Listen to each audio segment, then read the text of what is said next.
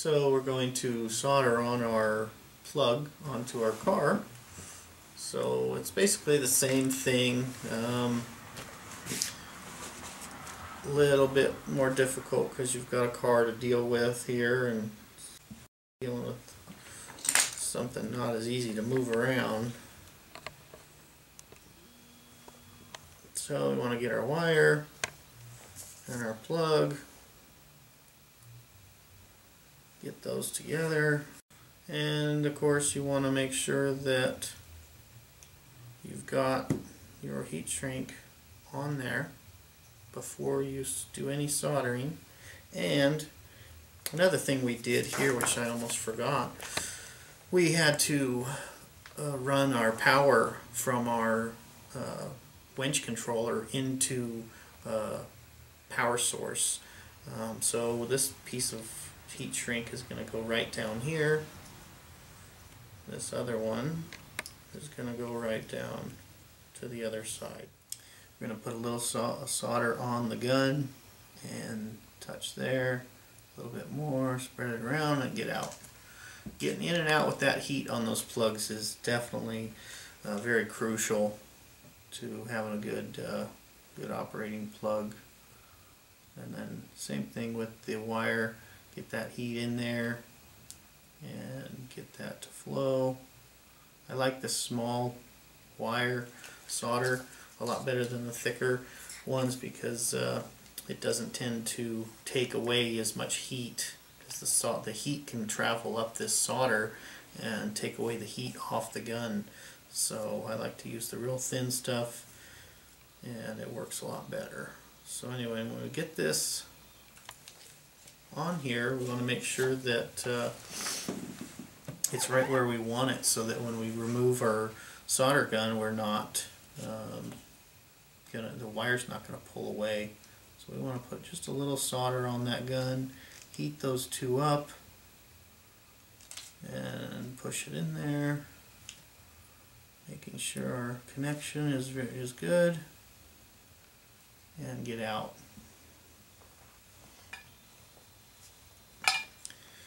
And when it's all done, should have an even amount of solder all the way around. So that's what you want it to look like. Nice clean joint there. And then of course you can bring your heat shrink onto that connector.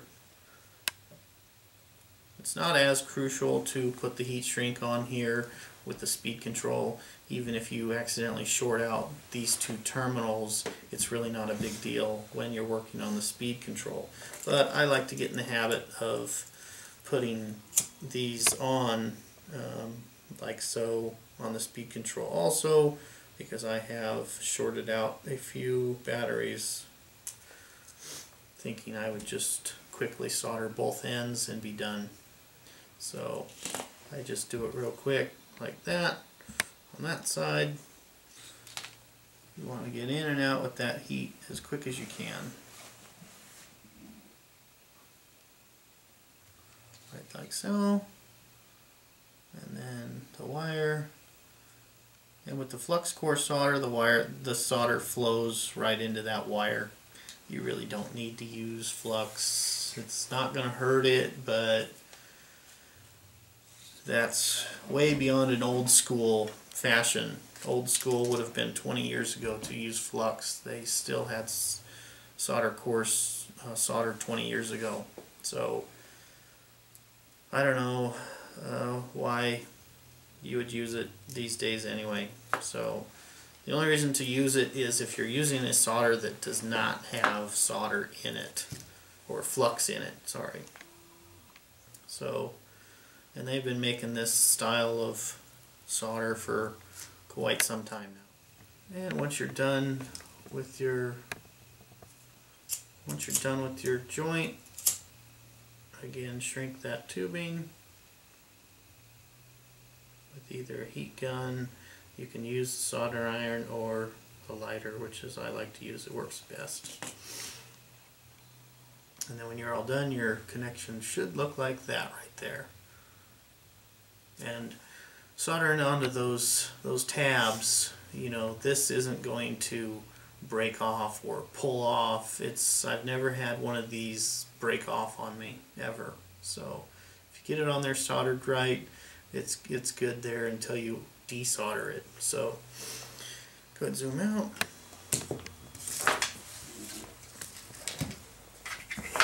So with that, we have our new battery, which we are trying these Gens Ace 5000s for the first time. So those should be exciting.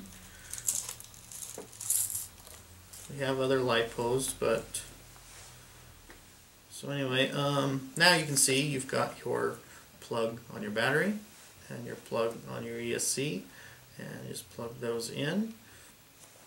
And it's a nice, clean, small connection, and I've never had these fail on me yet. We've installed hundreds of these connectors over the years, and these all have worked very, very nicely. So go ahead and zoom out. So now that we've got our wires soldered up, we're going to go ahead and turn the car on. Use that on. We're using a Traxxas TQ4 for our build here because of the options that radio has. Some people are using 4-channel radios from Futaba and Spectrum, but those are expensive radios, and this Traxxas radio is giving us what we want. Plus we have our winch controller switch, which we'll try to show that to you real quick too. We'll turn our speed control on, which we've got our switch hidden underneath the chassis right here. The first switch is our speed control. The second is our switch to our winch control. So seeing our winch control has its own power, when we turn off the speed control, it still has power. So we have to have a switch for that also. So in any event, go ahead and slowly, let's see, are you in first or second? That would be, go forward just slightly. that's first. So with our 48 pitch gear here, go and zoom in on that gear. Go stop. Zoom in on that gear.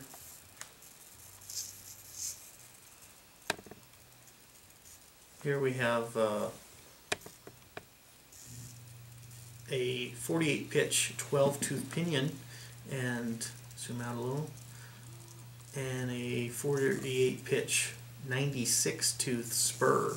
So the kit comes with the 32 pitch gears, which sound horrible. You don't need 32 pitch gears on a truck like this. Those gears were really designed for 8 scale gas or 8 scale electric, even the 10 scale electrics, where you have your motor, your brushless motor riding on a center diff. Those 32 pitch are just a lot stronger, but they're really noisy. So in any event, go ahead and go full speed slowly. As it spools up, you can tell that the tires are turning a lot slower than if we had a larger pinion on there, which came with the car. So that's one of the reasons we did that, and it's a lot quieter. Go ahead and slow down and stop. So that's our first gear. Go ahead and flick the second. Okay. And you'll see, go ahead, full speed. We've still got some decent speed in our second gear, so this is the setup we like. And then go ahead and shift into first at full speed. Here's our shift servo right there, and go to second. You can see how nicely that shifts in and out.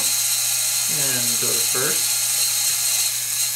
Getting that servo and linkage right is a little bit of a chore.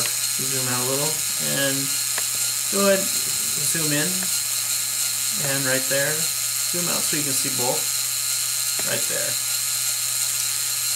Here you can see the speed of first gear at full speed. Go full speed and shift it into second. The shifts on the fly, so you don't have to stop. and there's high speed. So, and go ahead and slow down. We're going to just kind of give you a little demonstration of how the radio works with the winch control. We have zoom in on this radio, this switch. That's good. Like I say, this is a TQ 4-channel Traxxas Link radio. We've removed the little red switch out of here and put in a rocker switch. It's a momentary rocker switch. If you push it one way, it pushes the winch line out, or lets the line come out. Let me see. So if you just bump it, it'll go out as you need, just like a standard winch would. Now if you bump it the other way, it goes in. So this works out very nice for us. We can, hit it out or in real quick. So this little modification on this radio really helps with our winches, and it's not terribly difficult to do. So that's how we get our winches to work with this radio. We're using a THRU racing winch controller inside here, so that works perfect with the Traxxas radio. And then our shift servo is operated by the it would be the diff locker on your full-size Summit is what this is designed to do, but we've got it hooked to our shift servo, so when we flick it to the middle position, it shifts to our first gear. So that works out nice. So go ahead and zoom out. So anyway, that's why we're using this radio. It just tends to function very well with the winches, and this radio is inexpensive. So so that is pretty much it for this car for now.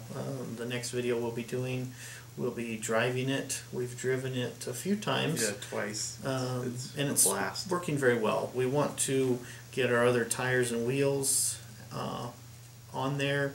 We're weighting some of the rear tires a little bit more than normal because of the leaf spring, so we're waiting to do that. These are actually off another truck that we have running, so the wheel weight's going to be a little bit different than on this truck. We're going to weight these. So the fronts are going to have 3 wraps in the front, 2 in the back. Right now we have 2 in the front, 1 in the back. Yeah, so the other set of tires and wheels are going to be heavier, and that's going to cause the truck to flex a little bit better. Articulate a little better. So the heavier you have these wheels, the more suspension travel you're going to have. So this truck does an okay job, but it doesn't articulate like an SCX-10 would. Yeah. So we could put a 4-link on the same, it would flex the same way, but yeah, we wanted to leave the leaf springs, but we wanted to work at least decent. Yeah. And we wanted that lift that we got. And it gets over stuff pretty good. It does. In this setup. Right. It does travel over things very, very well. So we're happy with it for now. So in the next video, we'll try to run it for you and try to have more of the body done. So with that, we'll see you guys later.